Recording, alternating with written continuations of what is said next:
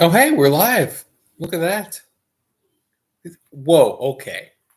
I want to point something out to everybody.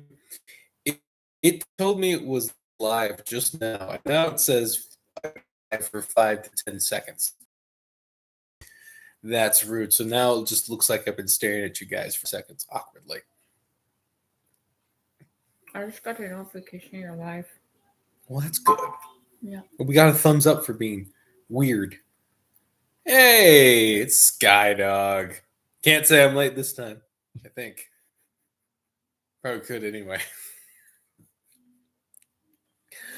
So, oh man. How we beat him? That's right. He wouldn't know if I was late anyway, because he was late. Small victories. I'll take them. Now YouTube said you left, and I know you didn't leave. YouTube. It's fine. Anyway, welcome to the second semester of Warriors Path. About time. No, again, hilarious enough, apparently I'm talking to a ghost because I see you chatting, but YouTube tells me there's no one here in the stream. Skydog, did you do something naughty and they like make all your views and stuff not count? Oh, you're back! Fascinating. Conspiracy. It's conspiracy, dang it! They're making Skydog invisible.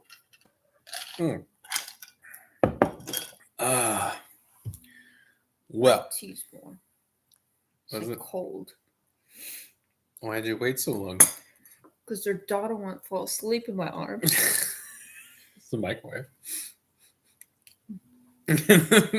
Anyway, so I said, well, yes, the new semester. Playing too many video games was season 1, season 5,000. Anyway, it's winter. The Warriors Path is again upon us. The second season. Your daughter. Oh, your daughter.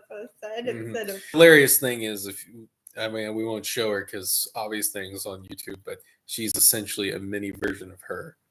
Just really tiny and just as sassy. She'll definitely say, hi. Well, no, Hi. she'll slap your face or like take your food or something, and then go, hi, hi, hi. I'm cute. You wouldn't do something about this, would you? Her mother tries to scold her, and she's like, hi.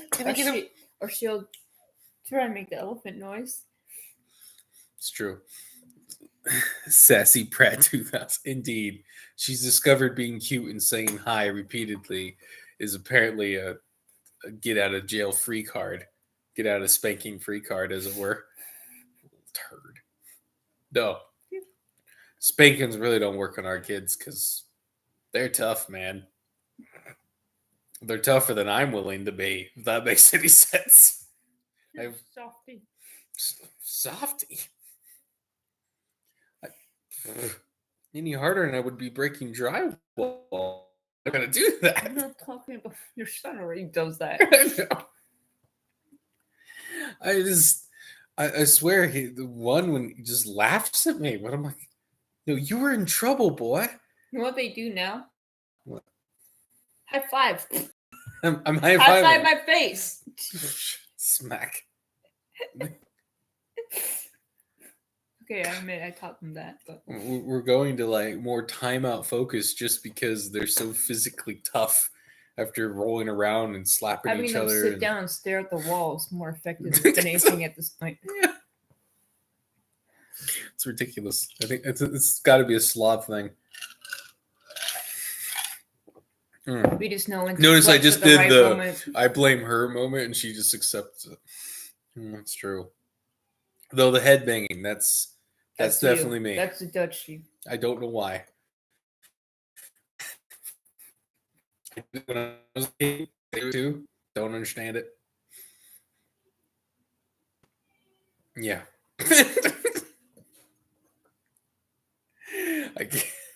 Though I never banged my head out of, well, not really out of fuss, not the way they do it. They've driven me to hit my head on the wall daughter a couple has of times has out of watched frustration. her brothers do it. Well, I mean, That she copies them. yeah, but it's not like And it doesn't hurt them. Like they're toughing up their skull. But you know, I don't. It's like if we put them in martial arts, they're gonna be a super weapon. Apparently, just throw them at the enemy head first. No one will survive. You know that ridiculously stupid villain Have in you ever Spider-Man? been headbutted by them? It hurts. Yes, they've headbutted me. You all headbutt me at some point. I don't know if you've realized. Do I Sometimes. It's more of a snuggle headbutt, but it happens. We should probably actually get to the lesson. We've done 5-6 minutes of prattling on about the various goings-ons. Wife has mini donuts instead of crumpets or biscuits or whatever with her tea. She's very dainty today, but she's like 70% dainty, 30% hillbilly, redneck. Because I have a Bass Pro shirt on with the paint and a donut, but you have like full makeup and you got this nice tea set. I had to paint that room before a certain day. I'm drinking my tea. It's just a reminder I'm still a woman. You are. I is woman. There's some other things that remind me of that mostly. What were you thinking? Had to come from somewhere. I was in the room.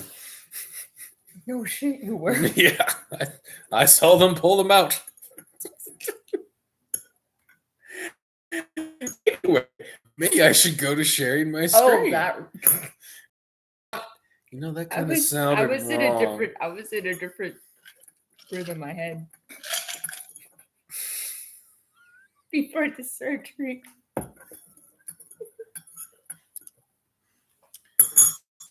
I don't know what that means exactly, but I'm going to share screen. That's what I'm going to do. Wife is confused. It's cute. Just make sure everything's working. There we are. Here's the fun AI art here. It wasn't. It looks like a demon coming out of him. Yes. And there's clearly like a demonic thing here, which is what I was going for. But try not to look at the weird thing. Like AI bothers me. Like what is it trying to do? To split the sword, the sword there, and then I'm such a perfectionist. And then it's like where is this coming from? Like, look at the sword here. What is it? Is it his elbow? It's an elbow sword. No, it's that guy's arm in the background, is it? What is that? Oh, that's a handle. And this man's boot is exploding. Mines. That's what it is. The original steel too. Oh. There we go. There we go. Gotta make our titles as long as possible so they don't come up properly on our Arcaven. That's my way. The Warrior's Path. Sunday School Lessons for Young Men. Semester 2. Cosmic Retribution. Here comes the intro. Cosmic Retribution. I guess I know that. You did? Yeah. I copied a Warhammer title and I thought that was appropriate. Welcome. Is that it? It's just a period. Not a woman period, just a period down there. Why? Why is that there? It's a freckle. It's going to annoy me the whole time. It's a freckle. Oh, okay, I'll get started. It's as annoying as a mole in someone's face. A bad mole. You know, moles can be cute. Mole with the hair growing out of it. Those are nasty. I have a mole. No, sorry. God. He's in the backyard. There might be a mole in the White House. Anyway, welcome to the second semester. Oh my God. What did you do? I wrote link and I didn't replace. I might have left link in parentheses as a note to myself to add a link. And I left it. Good luck. Anyway, welcome to the second semester of our. I'll have to fix that later. You're just like confusing people. I when you're myself, writing. apparently. Welcome to the second semester of our Sunday school curriculum for young men and new believers in the faith, the warrior's path. This semester is a direct part two, so be 101 views. Yes, that's That's right. how many people saw that leak. No, shut up. to be sure to have gone through the previous set of lessons before starting these. Or you could just go to episode 1. Yeah. So you're young men of faith. You've come through the fire and the rabbit hole to make it here to the birth of Jesus Christ and the beginning of God's epic trap and breaking of the devil, that old dragon's power. A move centuries in the making, dripping in the blood and sweat of the Almighty's children, that has sent shockwaves through the spiritual world to this very day. Period. Why'd you have to do that? There is power in the name of Jesus Christ for a reason. Demons don't shudder at its utterance. The body of Christ has only intensified over the years. Like a beaten animal in the corner, the devil and his twisted children lash out in desperation. Unfortunately, they still have teeth, though they're grasping their final breaths on the spiritual stage. The war is not over. It has been won, but the bombs have not stopped dropping. Now, I'm loath to. What are you? What? Oh, okay. On top of my wife, dog? Really? Okay. Well, Skydog wants That's to see my you. hip. Yep. Yep. Dirty brat. Ew. What? Poopy or something? No. She little wet. Ew. Do you know what Skydog just typed? If only I could throw my dog on Sky. My dog is crushing my wife. He would like that. He would. He's masochist like that. Anyway, back to what we're doing. Oh, hey, I got them. Oh, What are you doing? Get off of my wife. Dog. Anyway. As I'm loath to use examples from World War II in this case, because I'm sick of the false crusade of World War II being put on this pedestal of beauty when it was ultimate evil. can you not put your balls in my face? But we can get into this concept. All right. Japan, by the time you had the Battle of Iwo Jima, was already beaten. There was no way it was beating the United States. It was already collapsing. It couldn't produce enough. It was already destroyed and beaten. It's easily entrenched in its fortress. Your connection is unstable. Please wait. Your mom's unstable. Your mom's unstable. My mom's dead. That makes her unstable. Duh. Golly. So, we're back. I don't know if you guys had that full connection. But yeah. Again, World War II, crappy war that never should have happened. But you can see how, right, an entrenched enemy can do a lot of damage digging in its heels. It's lost. Let's keep moving. Yeah. The false emperor on the edge, yet he still remains on that cursed seat. Our enemy shattered him and will return to finish the job. But till then, our struggle continues. Evil is tenacious, so then shall we be ever present to stand against them.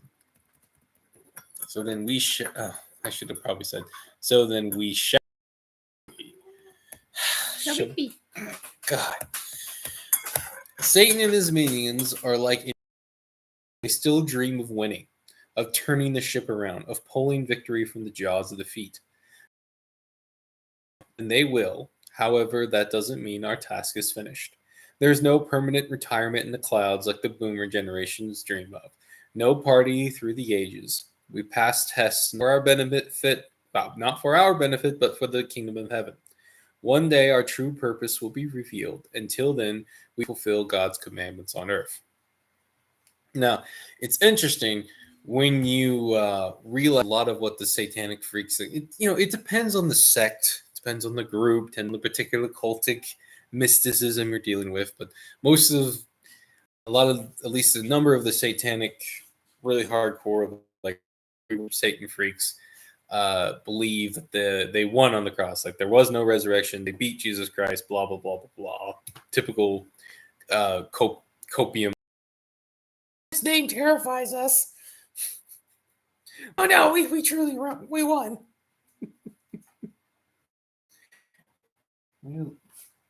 That's dirty laundry, dog.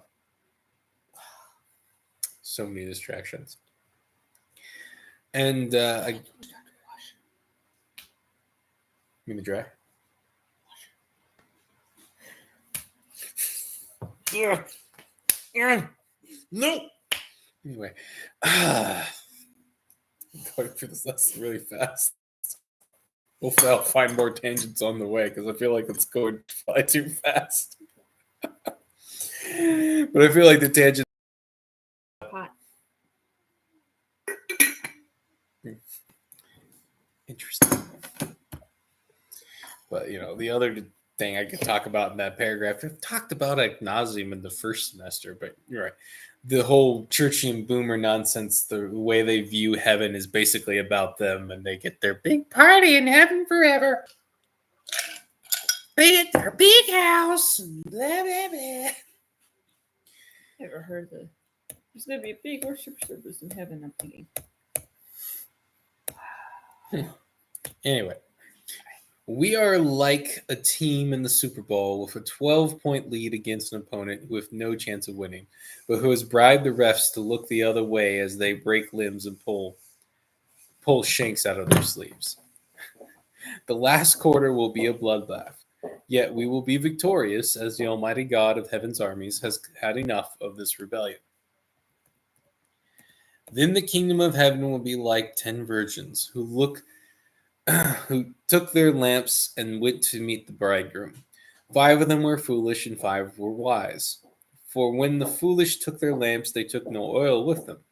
But the wise took flasks of oil with their lamps. As the bridegroom was delayed, they all became drowsy and slept. But at midnight there was a cry, "Here is the bridegroom, come out and meet him." Then all of those virgins rose and trimmed their lamps. And the foolish said to the wise, "Give us some of your oil, for our lamps are going out." Thank you. But the wise answered, saying, "Since there will be not enough for us and for you, go rather to the dealers and buy for your." And while they were going to buy, the bridegroom came, and those who were ready went in with him in the marriage feast, and the door was shut. Afterwards, the other virgins came also, saying, "Lord, Lord, open to us." But he answered, "Truly I say to you, I do not know you. Watch therefore, for you know neither the day nor the hour." Matthew 25, 1-13. We, like the virgins, I'm afraid I'm not a virgin, but this guy is. Virgin gato. Don't worry, we'll get you a girlfriend yet. We know we need little gatos. Little generations of gatos. Yes. My son already looks at me sometimes and goes, "I need 2 cats. 2 cats, Dad. One this guy, and then a black and white cat." You want a black and white girlfriend? Tabby cat. Remind you of Rosie playing cat. You had to make it weird. God. Yeah, what he said. God. Oh, man. We, like the wise virgins in the parable, are holding the line waiting for Christ's return, expanding the kingdom until the freaks in the evil camp take over for one last assault at the end of Revelation. We cannot the task of bringing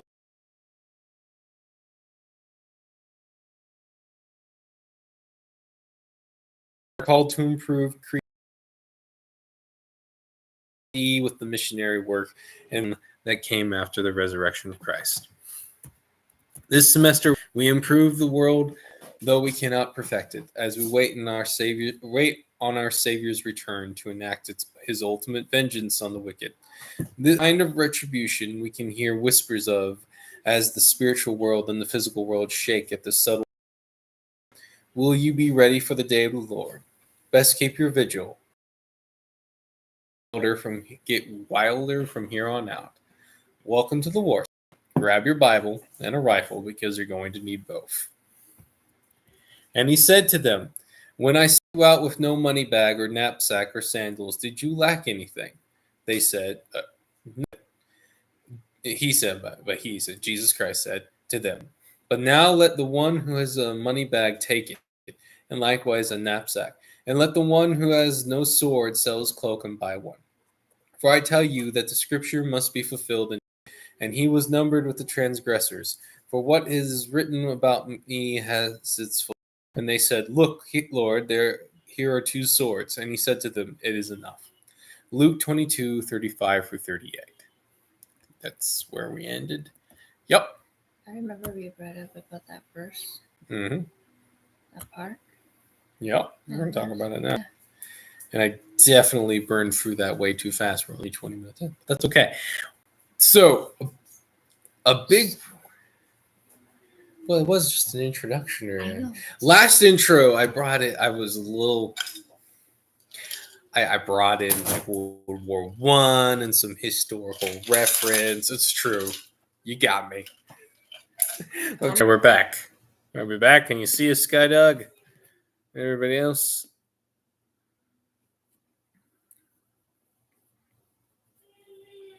All right. Okay. Go. Shh. I see it now. I don't know what you mean by if there weren't so many what? So many what? Oh, so many periods in the list. Ooh, you dirty. Oh, I think I read that and didn't know what he meant right off the bat. Periods.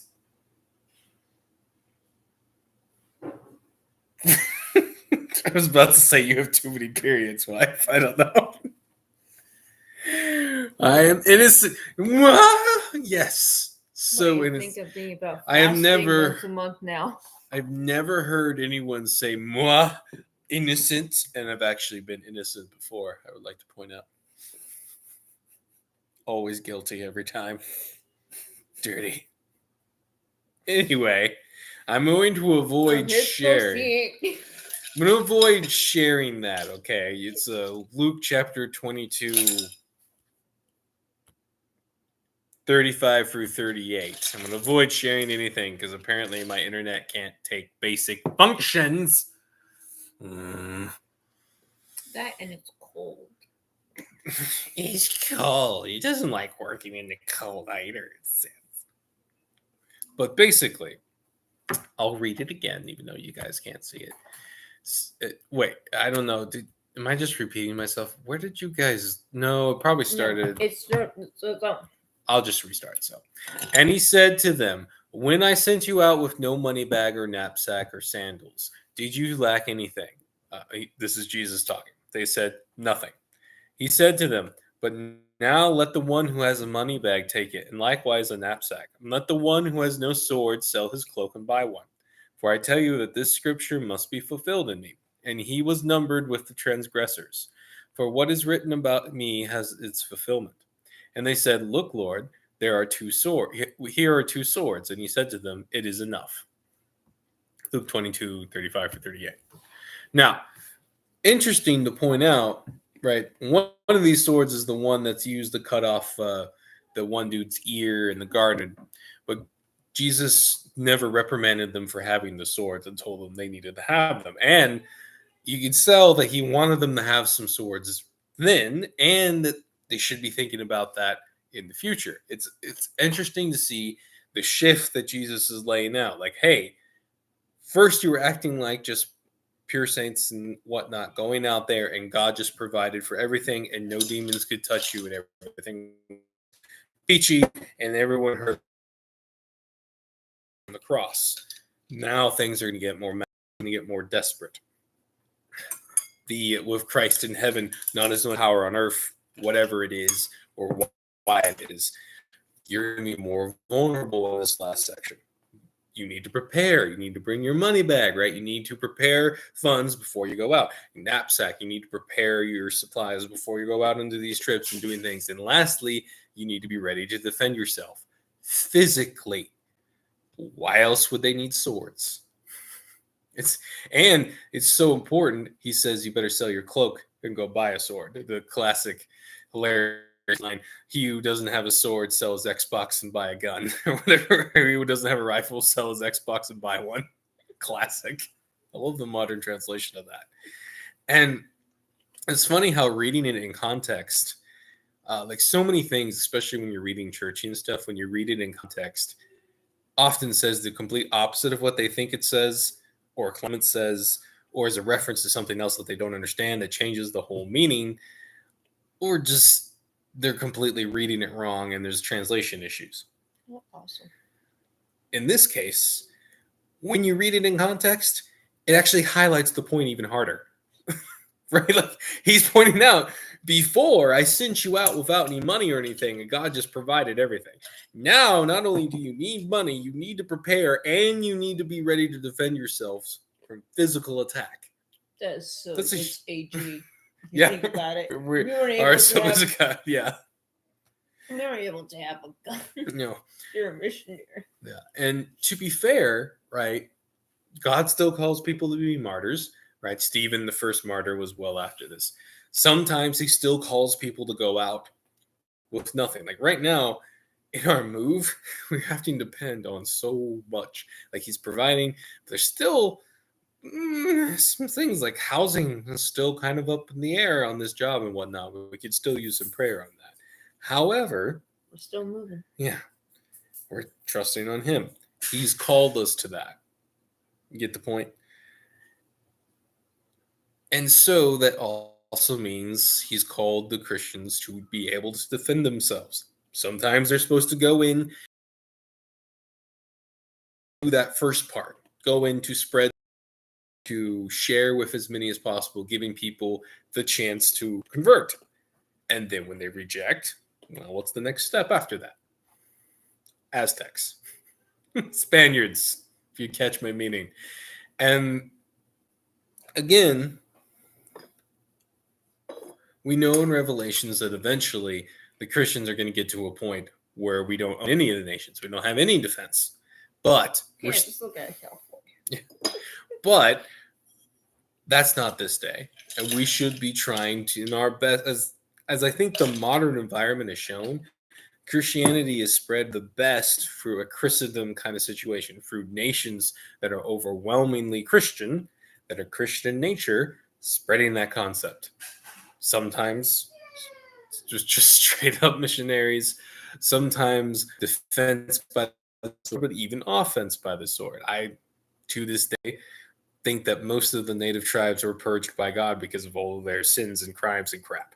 But that doesn't, like with when the Babylonians were called to do that, that doesn't mean the people who did it were necessarily on the up and up either. The Spaniards, for example, allowed their empire to corrupt them. When they, Reconquista, they were tough dudes. They were strong. They kept really tight to the Christian faith. The Inquisition was actually surprisingly not bad. Mostly more geared dealing with Muslim spies and that kind of stuff, given the fact that they were constantly getting invaded and the Jews were encouraging invasion and all this other crazy stuff. Yes, particularly the Jewish slave traders who didn't like that they couldn't trade in Christian slaves anymore. What lovely people, the Jews. Lovely. Didn't do nothing wrong. Anyway, continuing the concept here. But we could also argue that most of the people who slaughtered like the North American natives, besides when an angry group of ranchers came back, found like a bunch of their kids and wives raped and tortured and went, no, and followed them back and murdered them all. It's funny to me the amount of Indian massacres. You find out, oh no, these were just a bunch of raiding assholes who didn't expect the white guys to follow them. Like, I don't really feel bad. Like, wait, I was doing my research for the creepy stuff, and I found out about another Indian massacre. I think the Silicoi, something Koi, on the West Coast, starts with an S, ends with a Koi. Their names never make sense, and they're often really lame. Anyway, They in this creepy one, it was in Black Star Canyon already. What a wonderful name, Black Star Canyon, huh? And, and the ranchers followed these raiding natives and discovered that not only were they eating all the horses they stole, they were also eating their captives. And they caught them with spigots with human parts over the fires. And the white boys, being the white boys, went, "Oh, hell no," and just murdered again, wrong terminology, even me, appropriately slaughtered them in a very brutal fashion. That doesn't sound like a massacre. Massacres are usually you kill a bunch of women and children or kill a bunch of guys who can't properly defend themselves, who are fighting bravely. Not a bunch of guys who waited for all the men to go off hunting and then came in and stole a bunch of defenseless women and children and then ate them and their horses. But again, even in the stupid thing I was listening to, they're like, Indian massacre. The white ranchers massacred them. No shit. And what about the massacre you just ignored? The part about stealing a bunch of people and then eat them? That part wasn't the massacre. Just throwing that out there.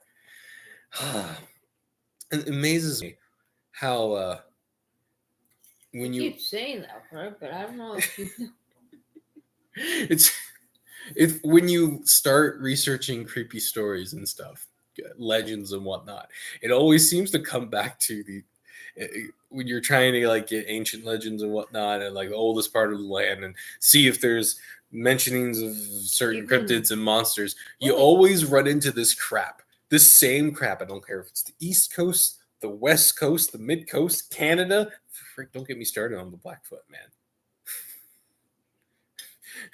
I mean, the Foot Clan was ironically less evil, even though they were an evil organization. It's like the start of the foot fetish. Apparently. Like, don't freaking Blackfoot.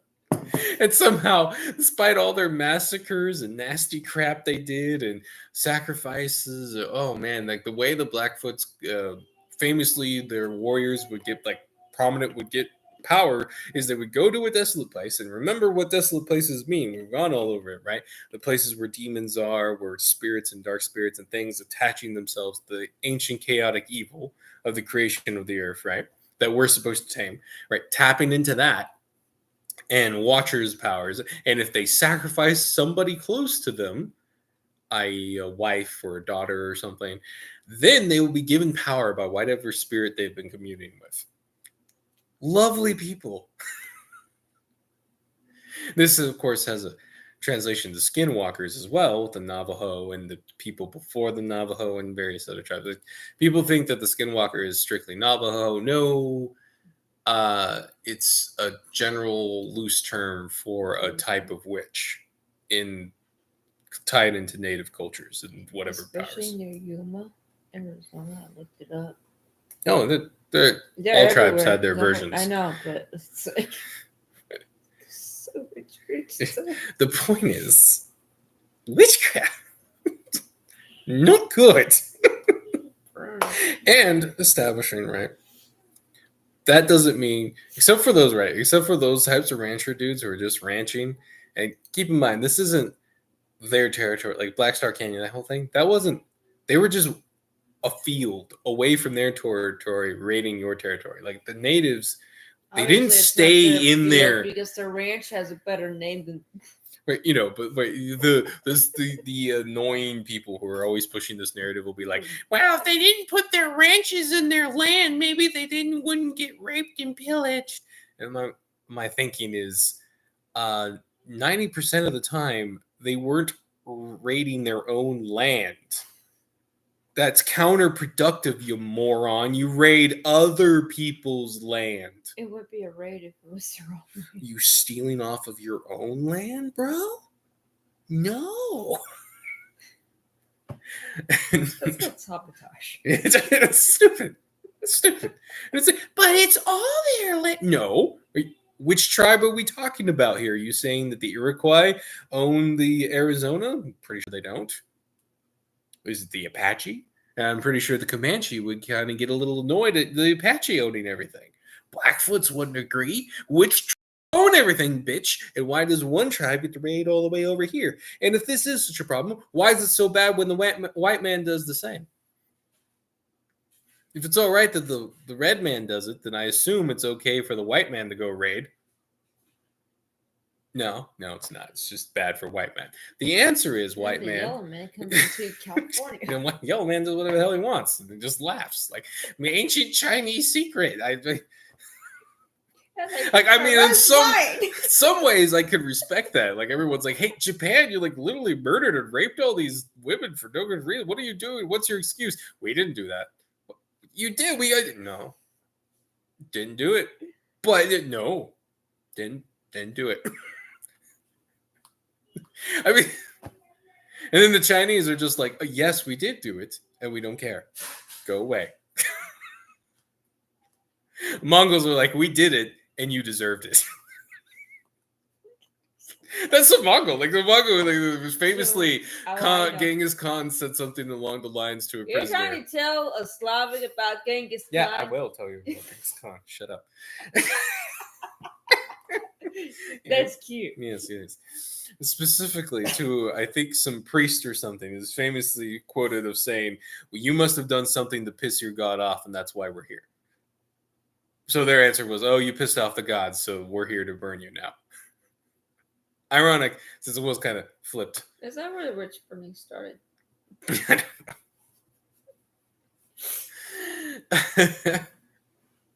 And the answer is Christendom. The Christians did piss off certain gods, not the god. They pissed off the god of this earth, who called up the Mongols to try to crush them.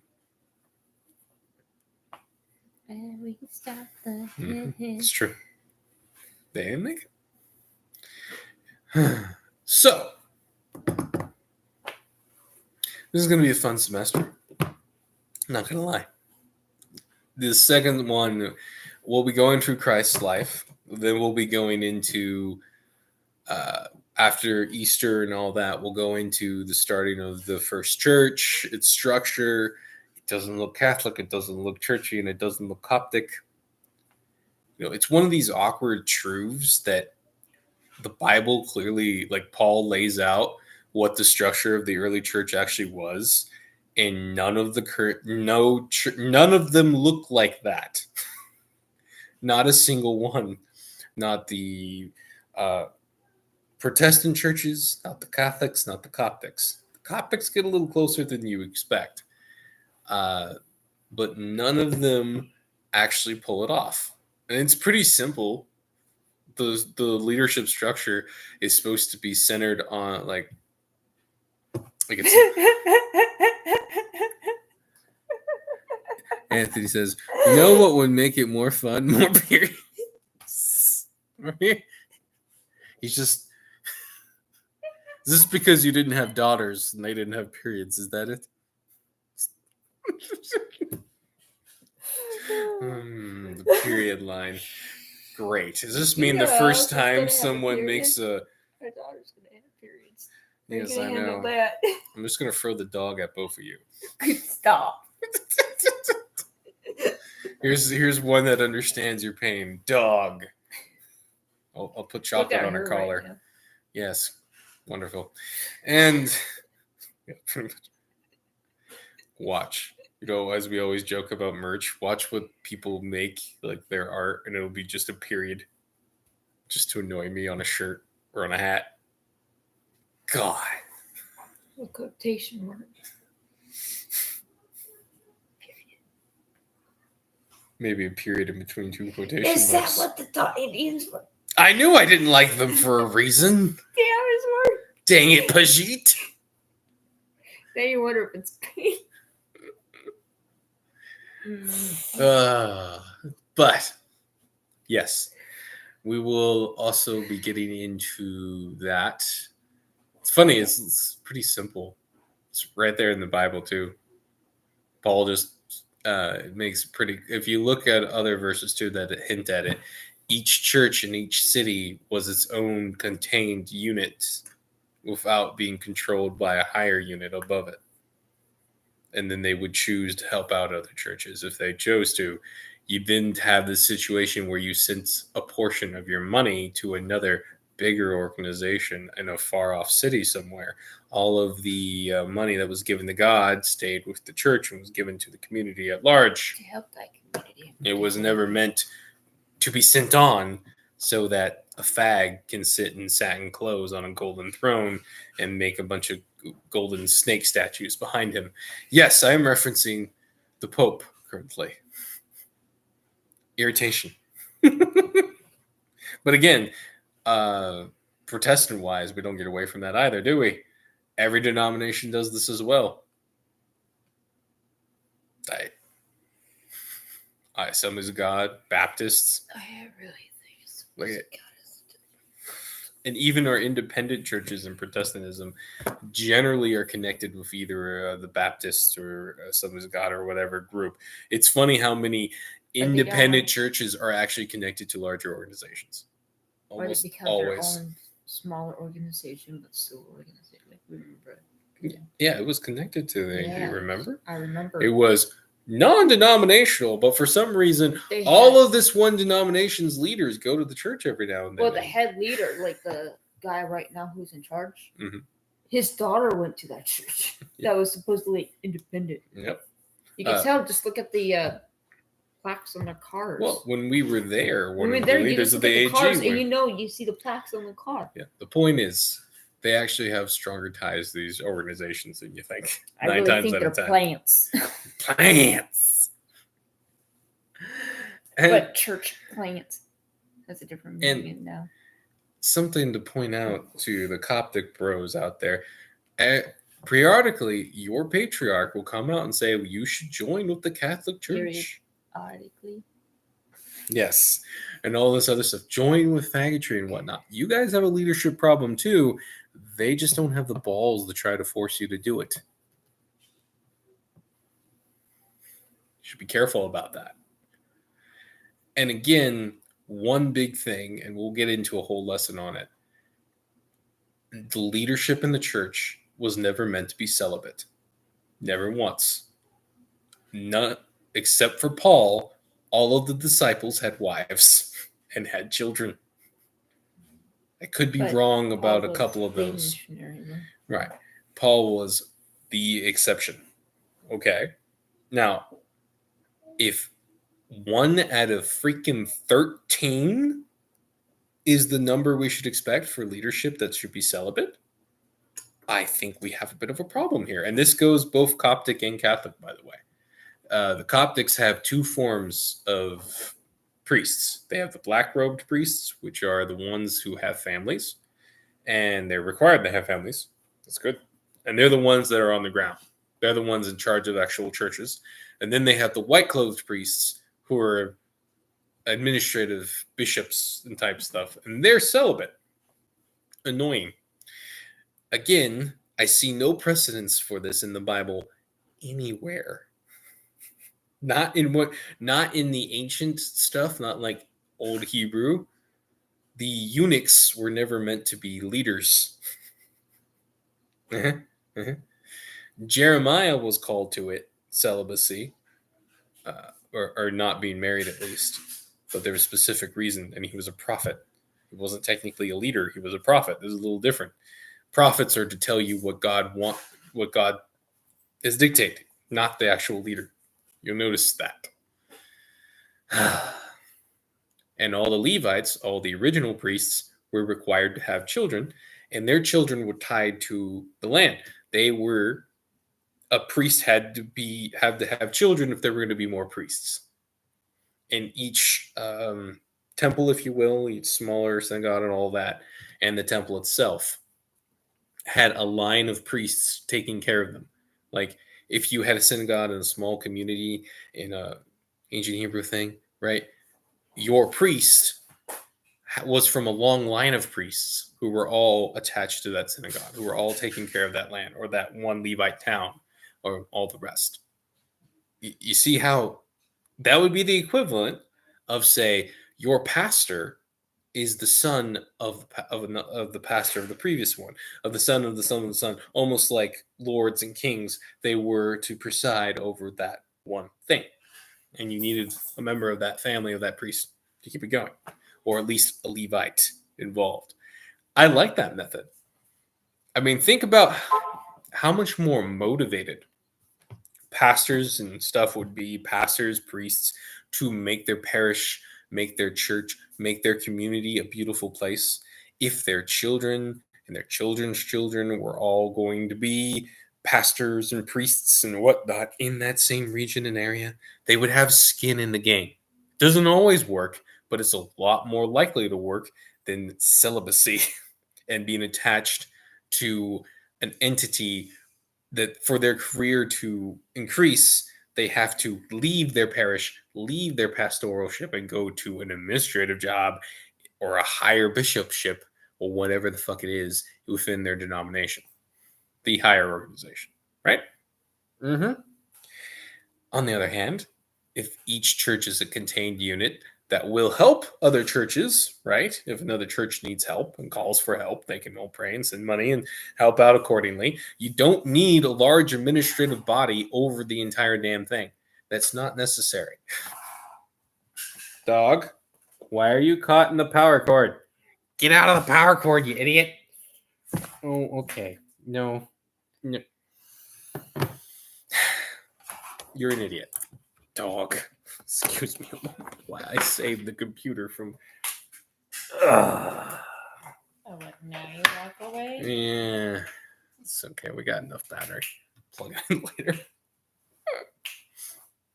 Anyway, food for thought. Thought for food.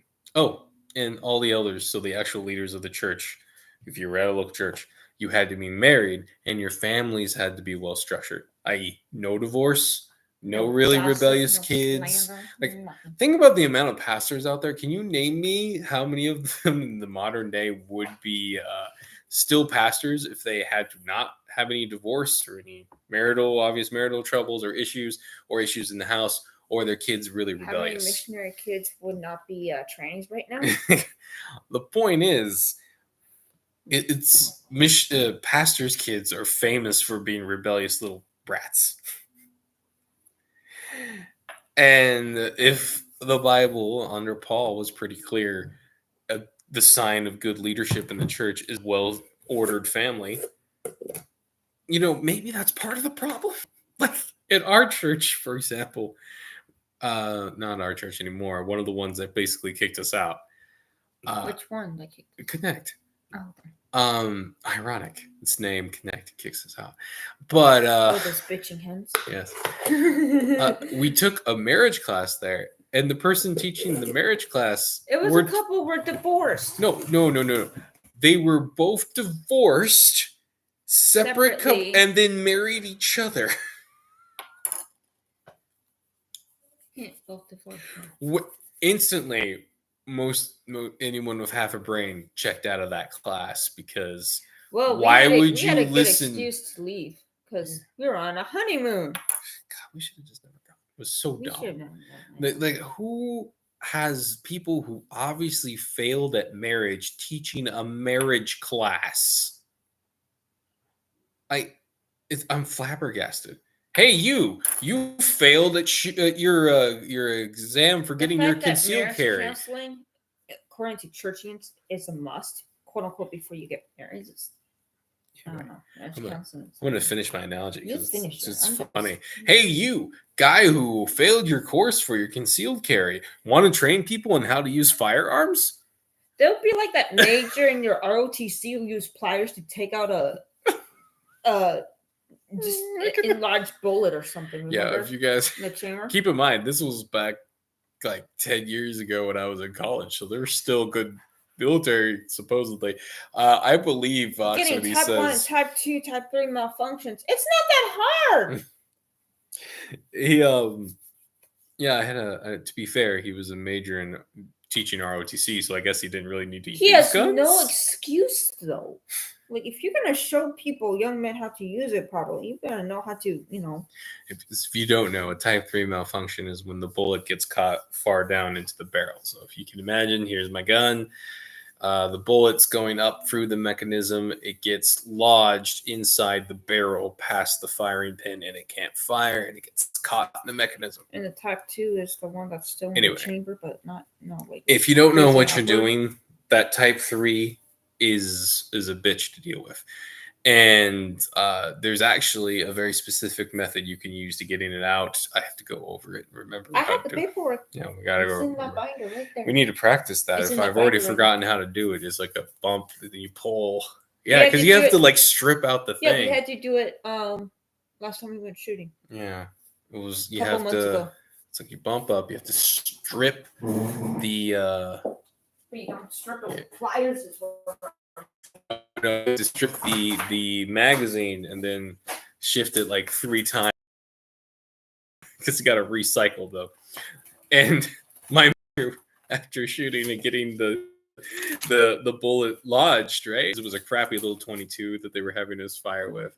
He took pliers to pull, like they had pliers on the table. An entire company with officers and sergeants on this ROTC thing. Like keep in mind, the officers and the sergeants were real military guys who'd gone through basic, the whole shebang, right? And they had pliers sitting on this table for pulling these bullets out of these Type 3 malfunctions. None of them knew how to handle an automatic pistol, pistol well enough to deal with a Type 3 malfunction. Okay, I guess my question is... Shocking. If you're in war and whatnot, are you going to have the pliers on your hip, too? Well, you wouldn't have such a crappy 22, to be fair. I don't know. And you're not going to be using your sidearm like crazy, but still. Yeah. Would you still have pliers with you or not? Well, you might have pliers. What? You ain't got someone's But I mean, not. It's just a general useful tool, but yeah, I don't think I wouldn't want to stop mid combat to pull a bullet out of my rifle. No. Oh, please don't shoot me. Give me a minute. Oh, it's funny. I'm gonna have to go over that stuff because my new job's gonna involve teaching people handgun stuff. It's gonna be fun. It's not the whole job; it's just part of the job. I'm a little rusty. Anyway, the gun's probably rusty. The rifle needs a little cleaning. That's all. My handgun's fine. Don't say that. I like that handgun. It's so wet around here in Florida. It scares me. But yeah, I learned wasn't until years later that I actually went to a proper gun training place. I forget its name exactly. It's been bought out by a corporate entity and ruined. It was in Nevada. Yeah. And that I found out and realized that, he had no idea what the hell he was doing. A major. No idea how to handle a handgun. You were in the top 3. Not in ROTC, of the gun stuff. The gun thing. You're in the top 3. Not true. Well, don't overdo me. I need more practice. All right. Yeah. I think I've gotten into the weeds a little bit here. We needed to change it. The stream was too short. Shut up. Not enough periods. Shut up. Period of time. Period. Oh, no. I know we'll be going over a bit of Paul's life in the early church and Acts and all that. So basically, we'll be going through Luke. And then if you don't know, Luke and Acts is actually part 2 to Luke. So it was originally written as 2 different books together.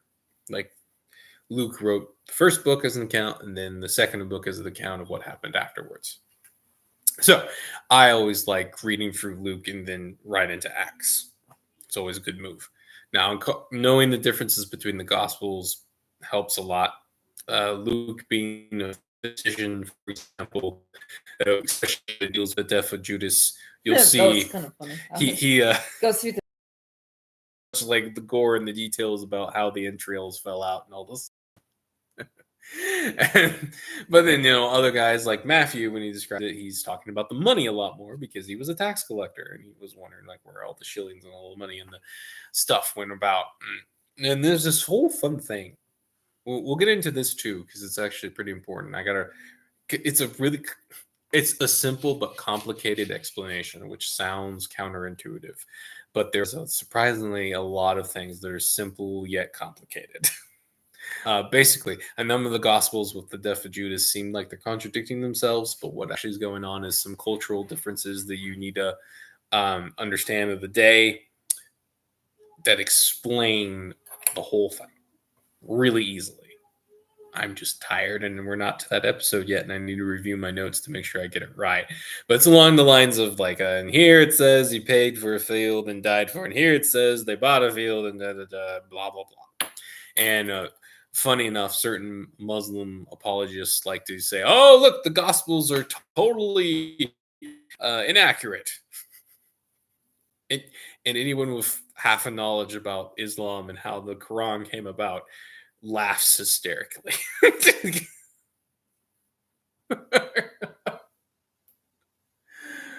Oh, man.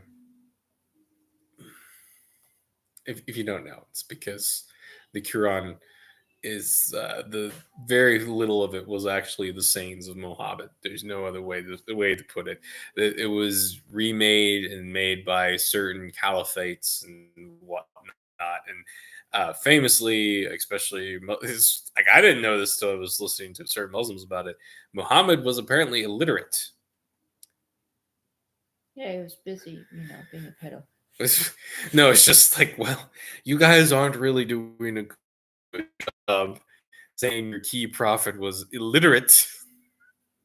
Making this book that's produced, it's kind of questionable that it came from him, and there's no way to prove that it came from him. But you were saying because some details are complicated and different, that clearly all the Gospels must be false.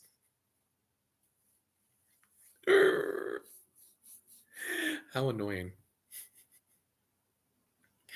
And I've already brought up on different streams these interesting connections to Baal and clear signs of okay, I got time. I might as well tangent. Why not? Yeah. So that's why we're here. If you don't know the original story of Islam, right? So Muhammad is a little bitchy boy, and I don't mind saying that. Really, if you look at his story, it really is. He marries an older rich woman who has a business or whatever, and basically makes all the money, and he doesn't have to do anything. He has the Gamma's wet dream, a mommy to take care of him and have sex with occasionally, if he's lucky. And he's not grouchy. Yeah. To no one's great surprise, and like most Gammas, he starts to become depressed as a result, being a useless little human being who lets his little mommy take care of him, older mommy take care of him. And he gets to the point where he's suicidal, and he goes out in the desert to commit suicide. And like most Gammas, doesn't have the balls to commit suicide, and walks back from the ledge. And then an angel of light appears to him. Now, interestingly enough, the Bible, what does it say that the devil does? Paul specifically says that the devil will appear as an angel of light. Yeah, there's a reason why Muslim scholars and Islamists specifically hate Paul. It's because he called them out before they even existed.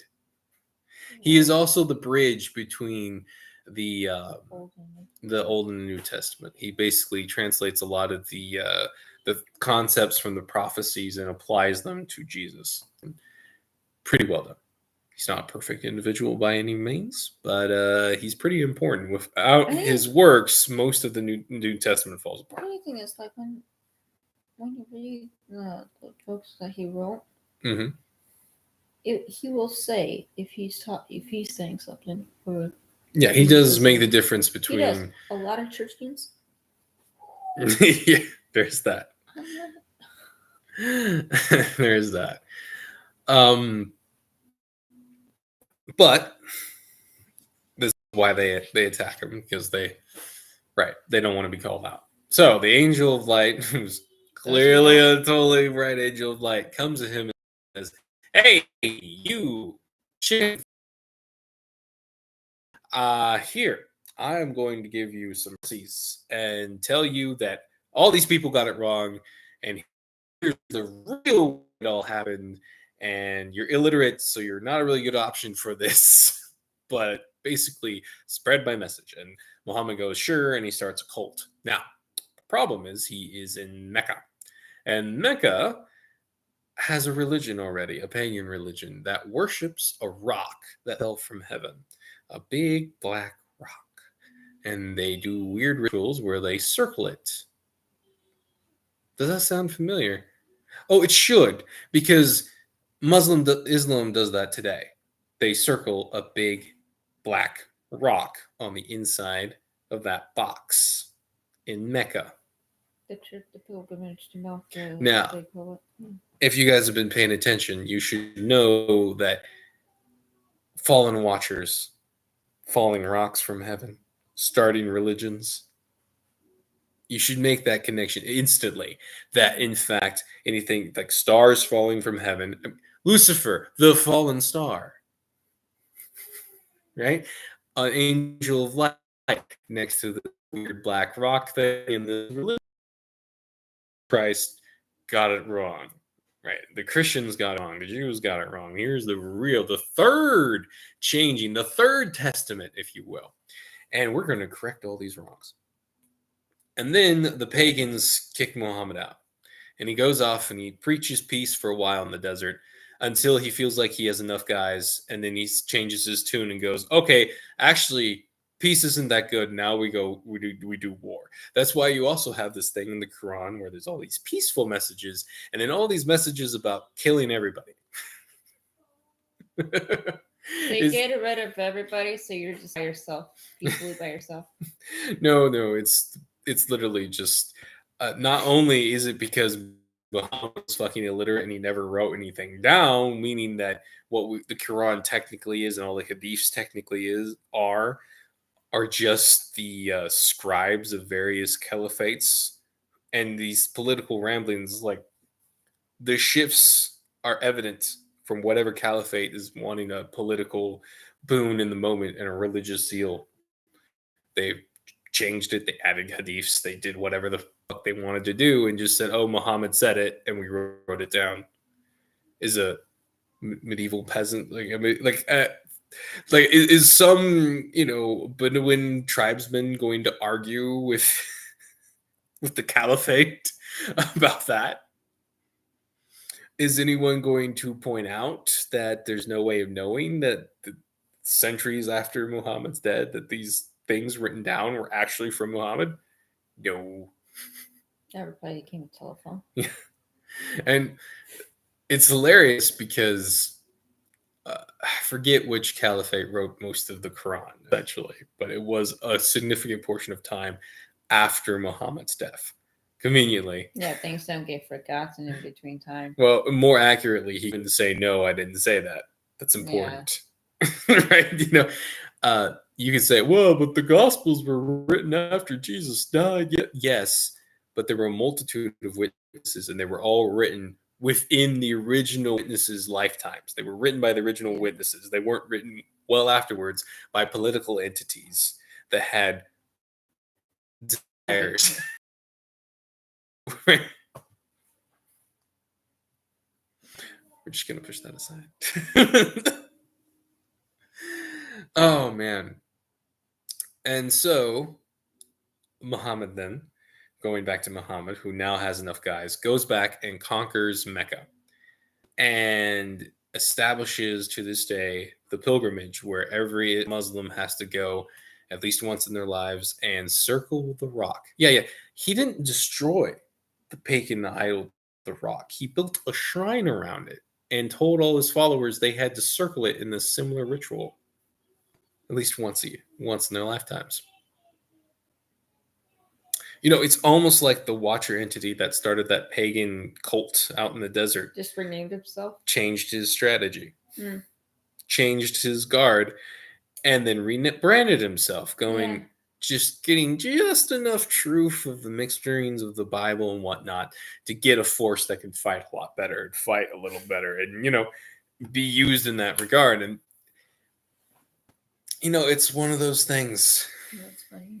When people bring up to me that the modern Muslim nations are more moral than the Western Christendom and all that, my answer is the devil against morality? People might say, no, the devil is against God and the authority of Jesus Christ. Fight, deceive so many. You can be the best person in the world, and if you don't accept Christ's authority, you still aren't in the kingdom of heaven. You say, well, that's not fair. No, it's perfectly fair. What kind of prideful asshole can't just bend the knee to the rightful savior? You're not that good of a person, prideful asshole. Right. And I'd say a lot of those good people are deceived. And I would also say that most of those moralities you're seeing in the Muslim areas, they sent all their riffraff into Europe. And then a whole generation of their riffraff died in the wars. Yeah, if you did that in the West, you sent off, you bribed all their trouble. Hey, if you go off in this far land, you'll get a bunch of free money, and we won't stop you if you rape all the locals. You would suddenly have very moral European nations because a bunch of their riffraff would have left. Huh. Yeah.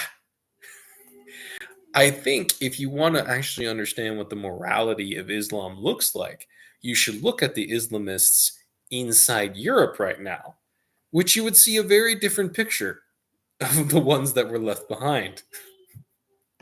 Now, I hope this actually works out. How that verse where God says everything that the devil, the devil meant for evil, God will turn to good. I hope this actually works. Because think about how base Afghanistan was when you remember that thing they sent out where they were recognized that the United States was controlled by a Jewish and other satanic cultic group, and that we hope that the Americans, when they break out of their, I think their plan may actually backfire a bit. Suddenly, all those Middle Eastern nations, all that smaller group of their population that was suppressed by all the crazy rapey people, suddenly are the majority of the population. That may work really against the devil in Islam faster than you think. Because remember, a big part of Islam was actually rape and pillage. It was a really, really huge part. There's a reason why there was a lot of raping and pillaging going on. And if instead you take that portion out, they're one step closer to Christianity. And they're more likely to be smarter given more and more generations, which means they're more likely to look back and notice the things that I'm bringing up there about caliphates and things not matching up in the Quran. Like they say mountains are where there aren't any mountains and all this other stuff. And yeah, I hope so, that God has a plan in place to make that work in his favor. Now, because, for example, at least in Afghanistan, let's say all those riffraff try to come back to Afghanistan. Do you think those Taliban guys and their rollerblades and the AK-47s are going to start tolerating all these rapists coming back?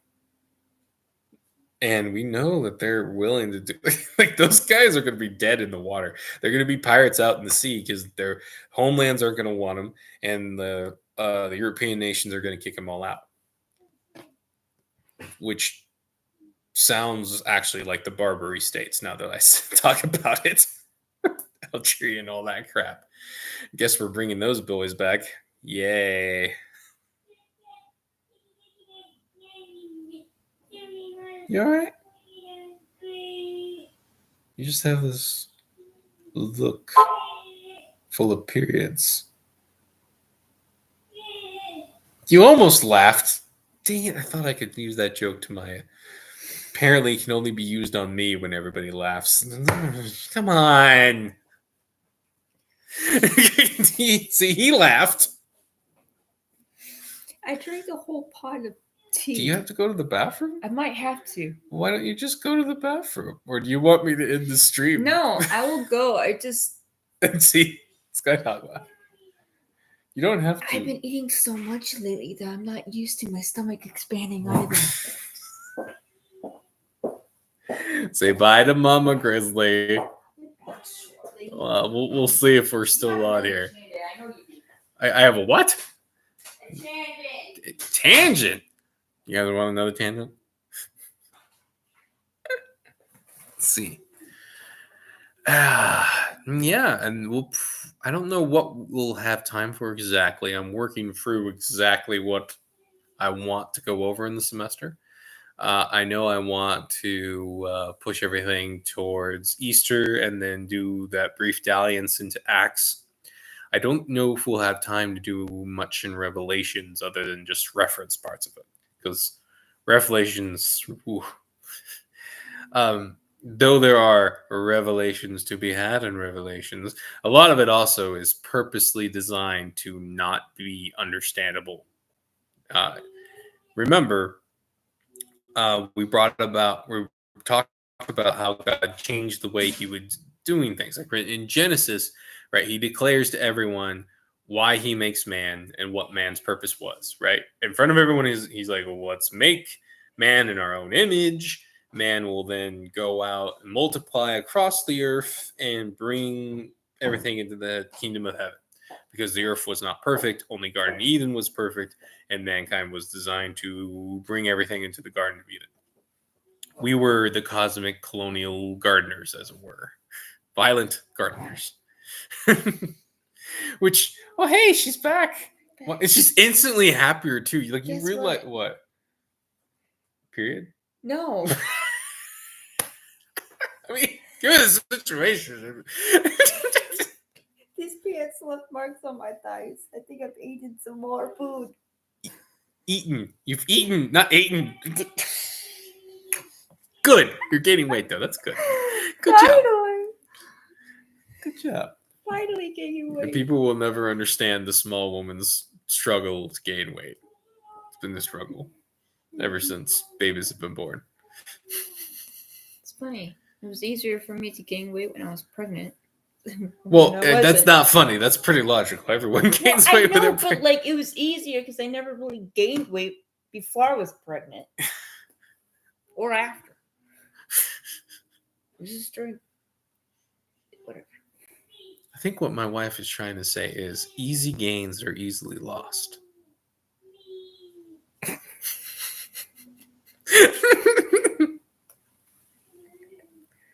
That should be a slogan. There's a whole little goofy about that. There's a man gambling, and he finally won. Like he was like going for marital problems, losing, and then he finally won, and then like he finally won, and at the end of the cartoons, and it is like wife's like, "You're finally back. What happened? What's going? Oh, you won!" And then all the money goes in her purse, and she walks off and spends it. And he goes, "Easy come, easy go."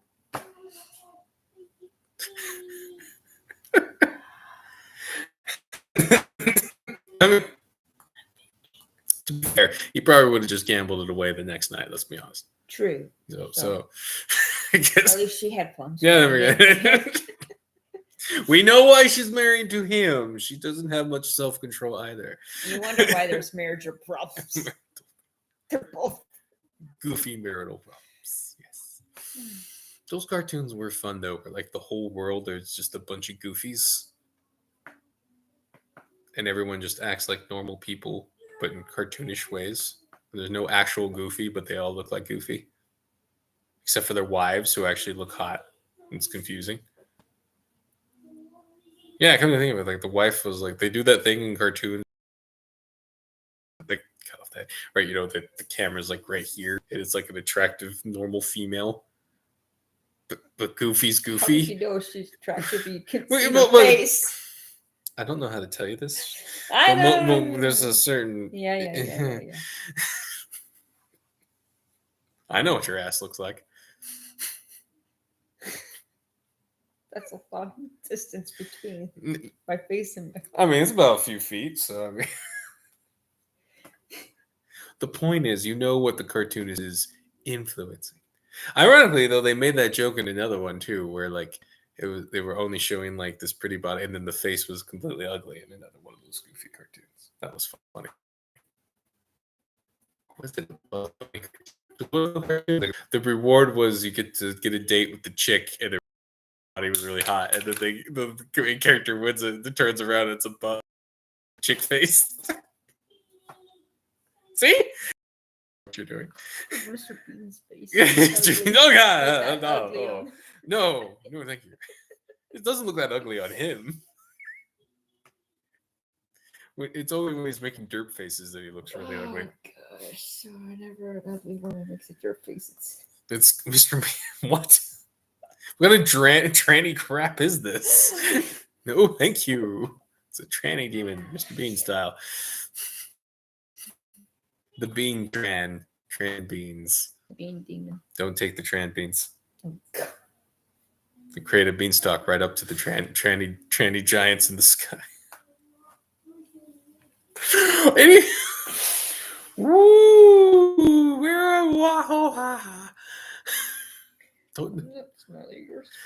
I'm just confused on that. State of. So are the trannies. Funny thing, Jack the Giant Slayer. You know, I always found it funny how like all these modern retellings of Jack and the Beanstalk always want to make. No, like the modern retellings, right? Those crappy movies that they're like 10 years old now. They were trying to make every fairy tale one. They were always doing like Jack and the Beanstalk every now and then, and they always wanted to make the humans the bad guys. I remember that, like every time. I know, and one even made Jack the villain who just massacred all the nice giants. But in reality, when you think about the story, and we add the concept that it's a cannibalistic giant in the sky, so like on the mountains, attached to the Watchers, don't you bunch bring of gold, that mysterious. With a bunch of gold and treasures. Yep. That's exactly what it's referencing. So it's not a surprise when Satanic Hollywood tries to make the satanic creatures the good guys or the misunderstood things that were just massacred by those mean humans who were tired of getting eaten.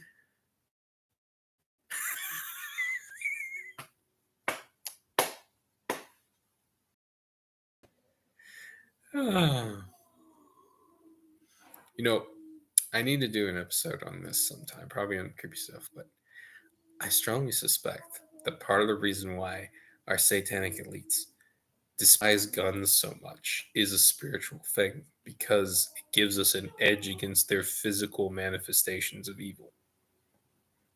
You know, it's a lot. Well, no, think about David and the sling and the stone. Yeah, it's like, it would have been a lot. There's a certain barrier. No, it's a lot easier to attack something like that if you're not right next to it, having to stab it.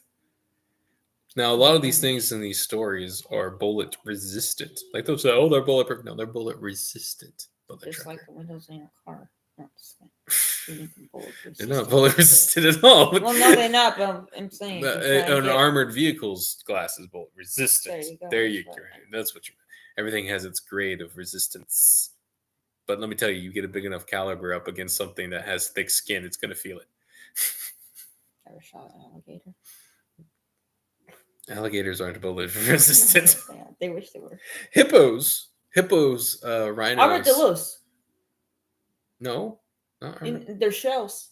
You can't really shoot their shells. Not really. Supposedly. It would have to be a pretty small caliber. Like my grandpa would kill them with 22s. Walk up with headshot. Yeah, he'd walk up to them and go pop. They don't have the armor on their head, so. Someone will have to tell me if they've had trouble with ricochets and armadillos. This should be a phenomenon that is filmable. I want to see it. Now I'm thinking of cartoons where they put the armadillo on their head like a helmet. And now Donkey Kong 64. Turtles.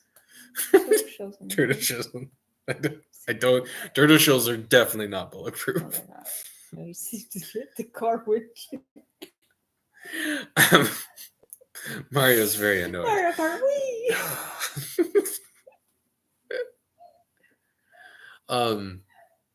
But if you think about it, guns, when they're not tricking us into killing each other, give us an edge against physically large, fast, and powerful manifestations. They're bigger targets. Skydog knows what I'm talking about. Even if it doesn't kill them, they don't like it. And it really gets my goat sometimes when I'm getting ready for an episode on the what was it? The Van something Visitors, which was flying freaky things with lights on the end of their horns. And people were like, they were bulletproof. They didn't care about getting shot. No, they did. Every time they got shot, even in these stories, they would like screech or fly away, or they would like release weird gases that made everybody sick. It's pretty crazy. And A skunk in the sky. no, and it was quite large, more like pterodactyl size, if you will. Like eagles in Lord of the Rings size. And it had a big shining little strobe light that would blind you. A horn. It's freaky. Apparently there was more than one. And like a whole town saw the darn thing and sent out a militia against them, and they were coming out of a mine and they blew the mine up around them.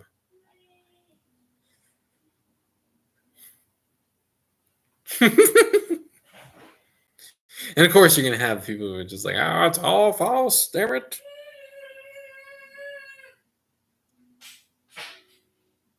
That boy is going to need to be helped.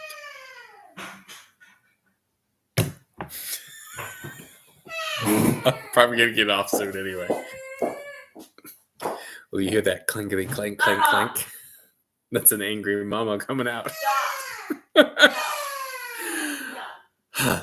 Anyway, it cracks me up, like, even in the stories where they're like making angry noises and flying away or running away after getting shot at, they always just say, oh, they were bulletproof. The bullets didn't bother them. If the bullets didn't bother them, why did they run?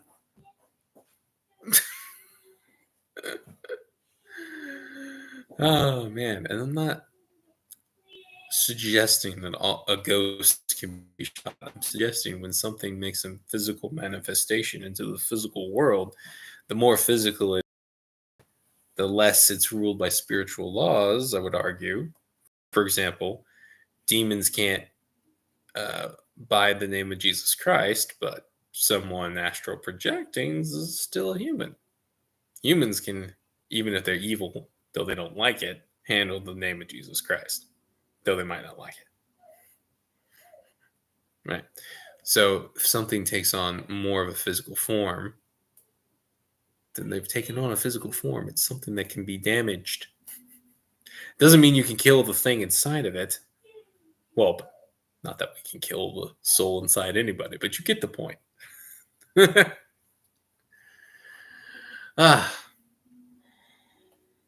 That's a fun side note, side tangents. We'll get into little bits of that too. There's a reason why it says bring a sword or a rifle. Keep it by your side.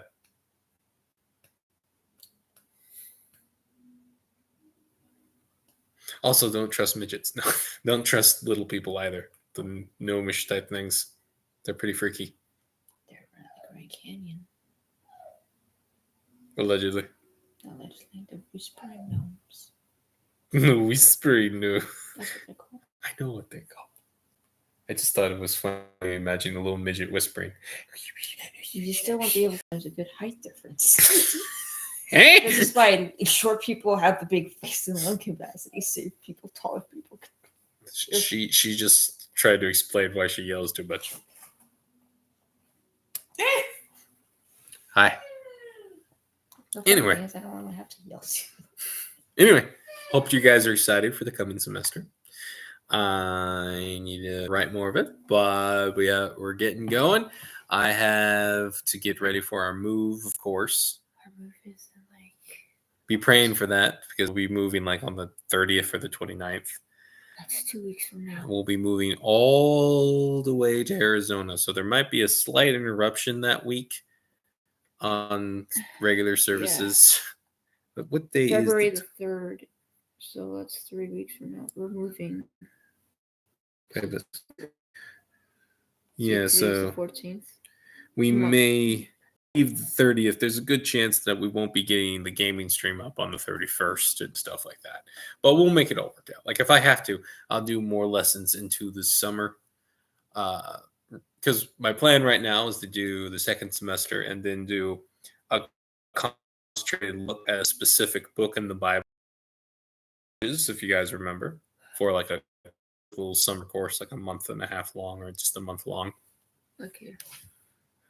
That's our anniversary right there. 7 years.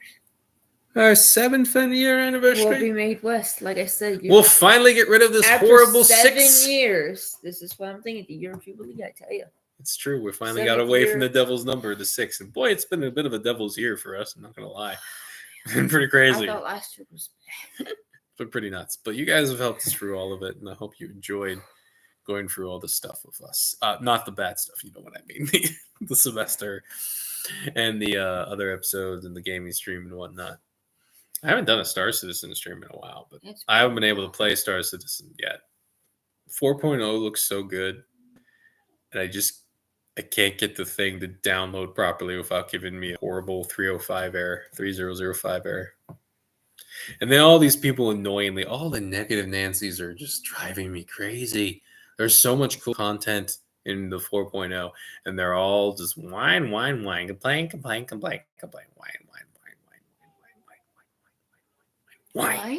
whine. And here, poor sods like me who can't even get the darn thing to work or download with our crappy internet. Bastards.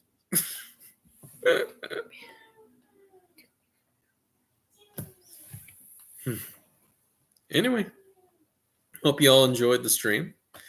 Thanks for coming on by. Again, we'll be doing this a week from today. I'll be looking for the next episode written lesson this coming Sunday. Yeah, thanks, Skydog. And then Monday we'll be doing the stream as always. Friday's the gaming stream. Saturday will be the creepy, the Grizzly Files, the creepy story. Haven't decided exactly. It will probably actually be on the strange phenomenon of gold miners being found decapitated on mountains in North America in certain very specific mountain ranges. Ooh. And yeah, my wife's having a bit of a meltdown looking and realizing how much we have to pack. Yeah, that stupid lady from the leasing office. Don't worry about it. We needed to clean anyway. It's fine. I know, but anyway, thanks for showing up. Subscribe, share. Hopefully, with my new job, I should be getting more time and more easily scheduled time. So I might try to, after I get my feet under me, include more written content. I want to rewrite my books and finish some of the books that I put up on Archhaven. And I might figure out a way to like do a literary stream or something. Maybe read a portion of it or do like a little inside scoop of that chapter or something. That could be fun. Or if you like reading. And that'll be a good time. Also, I want to get into making video games again when we get there. So I might start like a video game dev stream thing. Or just a occasional update of what I'm doing. That'd be fun. Yeah. I think that's everything. Yeah. Thanks for showing up, folks. We'll see you guys again. And Skydog, watch out for those periods. at this age, he doesn't have to worry about them. He might have a granddaughter before he knows it. You never know. Or Daughter-in-law. daughter-in-law. Hey. I couldn't help it. Anyway, catch you guys later. Thanks for everything. We'll see you next time. Grizzlies out. Bye.